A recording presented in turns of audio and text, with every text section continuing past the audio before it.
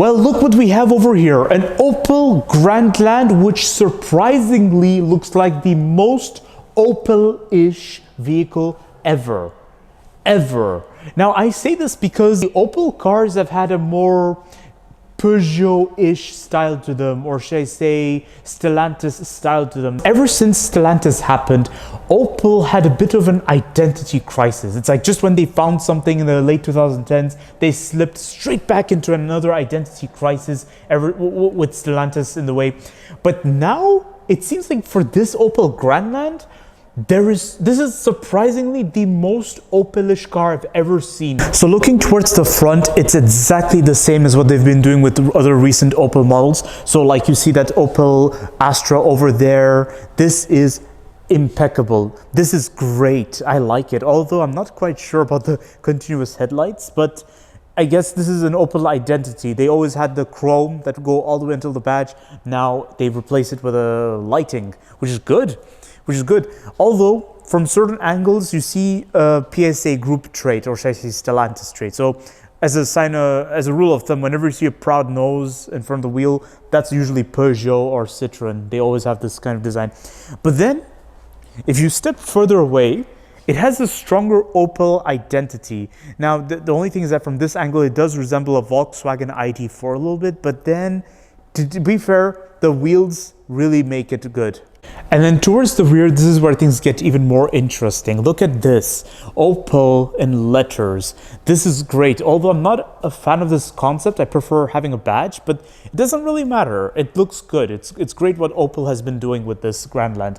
But things get even more interesting as we approach the interior. Now I have to wonder, what's the point of having so many pluses over here? Now it should be noted that this Opel Grandland costs 41,000 euros. But for a price of 41,000 euros, it is actually great. Oh my goodness, this steering wheel is so good. Oh, this is the best steering wheel I've ever held onto in ages. Look at this. It is really good. This is literally the best steering wheel ever. I think the guys at Stellantis heard me complain about the steering wheel at Peugeot, and look at this. Oh my god, this is so cute. I like it. This is the best steering wheel ever. Now, keyless starts up. This is good. And then you get 3 screens. Also get some climate control over here, nicely detailed. This is good. And the cup holders are adjustable. Wow. This is cute. This is a great concept right here. It's organized. Now, I like it. Now, one thing I like about this place is that compared to the Peugeot 5008, this place is very organized. I like it, honestly, because the Peugeot 5008 felt a bit pretentious with all this zigzag style and everything. I just prefer things a bit straightforward here. So what Opel did was good. It was brilliant. And I like how you have the air conditioning onto the window or onto the door. So my apologies, I mixed things up. It kind of reminds me of what Renault was doing with the Espace back in the 2000s. And then I like how you get this carbon fiber effect, which I don't think is necessary given that this is not even a sporty trim.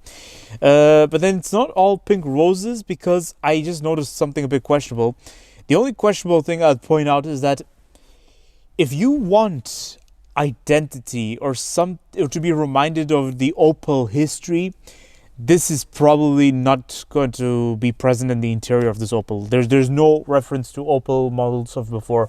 It's all revolutionary. It's all new, driver-centric. There are things that you've never seen in other Opels before, but then to be fair, that's the only complaint I have. I cannot complain about this interior. I like it so much. And the details of the seats are quite interesting. So you get fabric and leather on the side with white stitching as well. The seats have a rather sporty effect to them. There's something about this area that screams premium. It's nicely detailed, and this has to be the first time I've ever seen a mass market car with this much detail around the window buttons. Looking at this, I would probably think this is a car worth 100,000 euros. I mean, honestly, look at this. Nicely detailed. I've seen some car manufacturers that just leave it in plastic. Now it's time to check out the back seat of the Opel Grandland. I was about to call it a Crossland. I keep doing this. Anyways, so I have a lot of legroom, knee room, and headroom, although leg and knee room can depend on the seating adjustment of the front seat passenger and the driver. But then I have to say that it's actually nicely equipped. handle up here. It's good visibility outside, and you even get an armrest right here. Now there's no strap to pull this armrest down, so it's a bit of a struggle. But then once it's down, you get two cup holders over here, and it's rather squidgy. This armrest is very comfortable. Wow, okay. No climate control for rear seat passengers, but that doesn't really matter. Although you get 12-volt socket under, a little storage space, and a little storage space on there, and air vents. You know what? I think this is really good. Now it's time to check out the boot space of the Opel Grandland. Now, first thing to note is that the body paint over here is sharp. It sticks out quite proudly, so be very careful with it in long terms. Otherwise, at the middle, surprisingly, it's good. With hard plastic, it's durable, it lasts long. And you get... Okay, I had no clue this was actually going to be a board. I thought it was going to be something flexible. Apparently, this is adjustable. It's just I have to get used to it. Okay, so it's adjustable for additional volume. I was actually surprised this is a board, but otherwise, it's very handy. I see various practicality solutions. So, tether points on the side. You get a strap over there and a 12-volt socket right above. Wow, not bad, except you don't get electric doors, but it is 41,000 euros, right?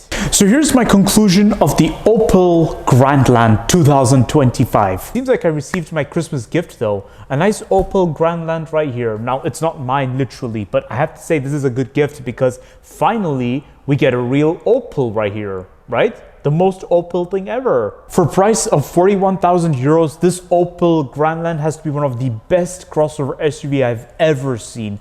Everything was great. The steering wheel is one of the best for its price and segment because everybody has been obsessing over fancy steering wheels that are either too thick or that have they have some problems, right? They have one problem or another, but something about this Opel was spot on.